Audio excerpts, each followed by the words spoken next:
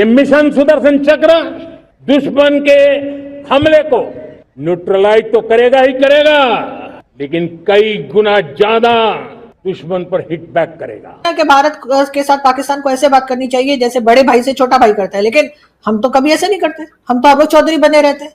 और मैं ये बताना चाहता हूं आज दुश्मन को कि अगर तुम हमारा पानी बंद करने की धमकी देते हो तो ये बात जहन में रखना कि पाकिस्तान की एक बूंद भी तुम पाकिस्तान से छीन नहीं सकते। उस खुदाए बुजुर्गो बरतर की कसम है कि अगर तुमने ये हरकत की तो दोबारा तुम्हें वो सबक सिखाएंगे कि तुम कानों को हाथ लगाओगे पाकिस्तान का तुम कभी भी। प्रधानमंत्री जी ने सुदर्शन चक्र को किस कॉन्टेक्स्ट में बोला?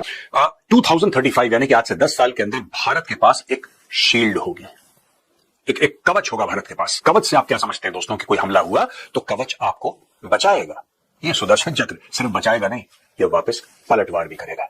जिसकी डेस्टिनी मोदी जी ने आज लिख दी कि एक एक रिफॉर्म, एक एक ऑपरेशन, एक एक पॉलिसी वो विकसित भारत की तरफ हमें लेके जा रहे हैं। ओल्ड इंडिया 2025 15 अगस्त को मोदी जी ने खत्म कर दिया और नया भारत, जो भारत बोल रहा हूं, इंडिया को मार दिया, अब भारत जन्म ले रहा है। दोस्तों इस वक्त भारत के अंदर जो सबसे इंपॉर्टेंट चीज डिस्कस हो रही है वो प्राइम मिनिस्टर मोदी की स्पीच है। उन्होंने जिक्र किया है सुदर्शन चक्र।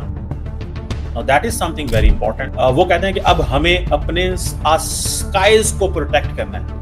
दैट इज इंडियाज वर्जन और इंडियन, जिसे कहते हैं ना, इंडियन आयरन डोम। इंडिया जो है वो अपने आयरन डोम जो है उसकी बात कर रहा है कि हमें आयरन डोम चाहिए, ठीक है।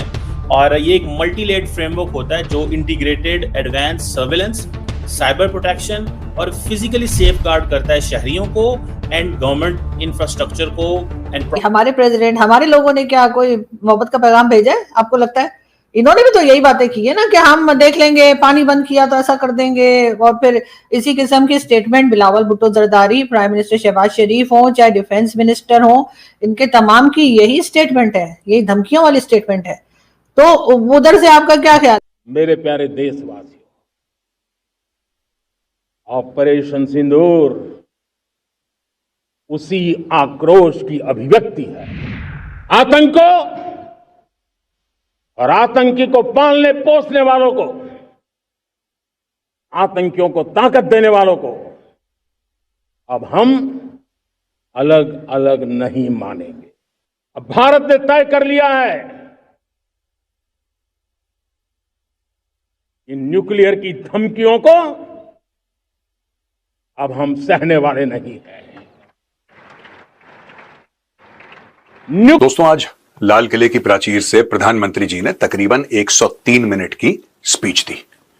आज तक जितनी भी स्पीचेस उन्होंने दी हैं लाल किले से, ये 12वीं है इस बार वाली, और ये सबसे लंबी स्पीच है। इसमें कई सारी चीजें उन्होंने कवर करी, लेकिन आज के कैप्सूल में मैं आपको बताऊं, उन्होंने बात करी सुदर्शन चक्र के बारे में। अब सुदर्शन चक्र कृष्ण भगवान का हथियार था, वेपन था, उसके बारे में आप सब लोग जानते हैं। जो नेशनल सिक्योरिटी गार्ड है एनएसजी, उसका भी जो लोगो है, जो सिंबल है, जो एम्बलम है नेशनल सिक्योरिटी गार्ड का, वो भी सुदर्शन चक्र है। लेकिन प्रधानमंत्री जी ने सुदर्शन चक्र को किस कॉन्टेक्स्ट में बोला था, चलिए उसके बारे में आज डिस्कस करते हैं। दोस्तों उन्होंने ये बोला कि साहब 2035 यानी कि आज से 10 साल के अंदर भारत के पास एक शील्ड होगी, एक कवच होगा भारत के पास।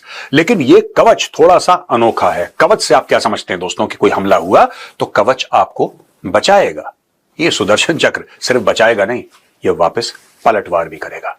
ये जो सुदर्शन चक्र है, ऑब्वियसली अब मैं आपको समझाता हूं कि क्या हो सकता है। ये मेरा एनालिसिस है, ऐसा प्रधानमंत्री जी ने नहीं बोला है, लेकिन ये मेरा एनालिसिस है कि ये जो सुदर्शन चक्र आखिर ये है क्या, वो किस चीज की बात कर रहे थे। अब दोस्तों एयर डिफेंस के बारे में तो आपने सुना है और आपने ऑपरेशन सिंदूर में देखा किस तरीके से हमारे एयर डिफेंस ने कार्रवाई करी, जबरदस्त काम किया। मजा आ गया देख के कि इतने लेवल ऑफ प्रोफेशनलिज्म के साथ कोई काम कर सकता है। मैंने किसी देश को नहीं देखा कि इस लेवल का काम करे। अमेरिकन बेसेस भी हिट हुए हैं ईरानियन मिसाइल से और अमेरिकन बेसेस भी उनको नहीं रोक पाए। इजराइल का बहुत जबरदस्त माना जाता है, लेकिन इजराइल भी सारे के सारे नहीं रोक पाए। सिर्फ भारत में यह है कि 99.9% इन्होंने लगभग रोकी दी और हजारों के तादाद में पाकिस्तान ने ड्रोन भेजे थे, मिसाइल्स तो कई 100 के तादाद में भेजी थी, सबके सबको मार गिराया।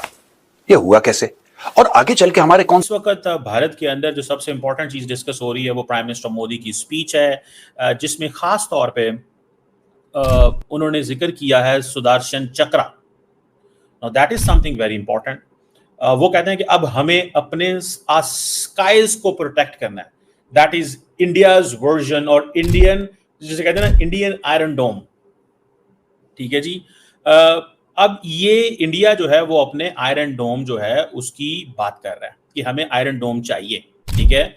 और ये एक मल्टीलेड फ्रेमवर्क होता है जो integrated advance surveillance, cyber protection और फिजिकली सेफ गार्ड करता है शहरियों को एंड गवर्नमेंट इंफ्रास्ट्रक्चर को एंड प्रॉपर्टी को from the enemy country which is obviously Pakistan and later on China के साथ तो अभी जंग नहीं होनी इंडिया की, क्योंकि पहले तो मसला पाकिस्तान है। And the most important thing, वो कह रहे हैं कि this is a defensive blanket. ठीक है। जिस तरह इजराइल के पास है ना आयरन डोम और अमेरिका के पास है golden dome. So understand that. So prime minister Modi is thinking in that domain कि हमें जिस तरह इजराइल के पास आयरन डोम है, अमेरिका के पास गोल्डन डोम है, या पैट्रियट आपने सुना होगा डिफेंस सिस्टम होते हैं, इसी तरह इंडिया कहता है कि इंडिया जो है वो जो इंटीग्रेटेड एयर से रीअफर्म किया है अपनी कमिटमेंट को कि हम रूस और इंडिया के ताल्लुकात को पहले से भी ज्यादा गहरा बनाएंगे, और पुतिन को दावत दे दी है कि आप इंडिया का दौरा करें इसी साल। अभी उसकी गुंडागर्दी इंडिया ने मुंह तोड़ जवाब इसलिए दिया है कि एक तो उसको रशिया की सपोर्ट है। हाँ। ठीक है। और खुद मोदी खुद सुपर हीरो है। हम बम फेंकेंगे वो हिंदुओं को मार देंगे। जिनके रिलीजन के ऊपर आप कहते हैं कि हिंदू और मुस्लिम साथ नहीं रह सकते 78 ईयर्स के बाद, तो यहाँ पे जो हिंदू रह रहे हैं उनकी इंसल्ट कर रहे हैं बैठकर आपके फील्ड मार्शल साहब कि जी ये तो हिंदू और मुस्लिम साथ नहीं रह सकते। तो जो हिंदू पाकिस्तान में रह रहे हैं आप उनकी इंसल्ट कर रहे हैं, वो नहीं रह सकते, इसका मतलब है वो कहीं चले जाए। ऐसी बात मैं नहीं कह रही, ऐसी बात यहाँ के हिंदुओं ने ट्विटर पे लिखी है कि ये हमारे लिए इंसल्ट है, हम यहाँ पाकिस्तान में रुके, हम भारत नहीं गए, और अब आप यहाँ से लोग उठकर कह रहे कि हिंदू मुस्लिम साथ नहीं रह सकते। मतलब आप क्या आपकी इस वक्त रिपोर्ट आपने देखी है माइनॉरिटी की जो रिपोर्ट, इंटरनेशनल रिपोर्ट जो आई है, उसमें पाकिस्तान किस नंबर पर है, पाकिस्तान में क्या क्या ज्यादतियां होती हैं, और उसके बाद आप बात करते हैं आपने भारत से बात करनी है। अरे जो लोग यहाँ मौजूद हैं जिनको आप तकलीफ दे रहे हैं, जिनका आपने बेड़ा गर्क करके रखा हुआ है, आप पहले उनसे तो बात कर लें। आज जो इंडिपेंडेंस मिली है, हम पहली बार हमें इज्जत मिल रही है पूरी दुनिया में। इकोनॉमिक पावर हाउस हम बनते जा रहे हैं भाई। We are already on the way towards becoming third largest economy. Global economies stagnant है, वो इंस्टेबिलिटी को फेस कर रही हैं, और हम बीकन ऑफ होप हैं 6.5% के ऊपर।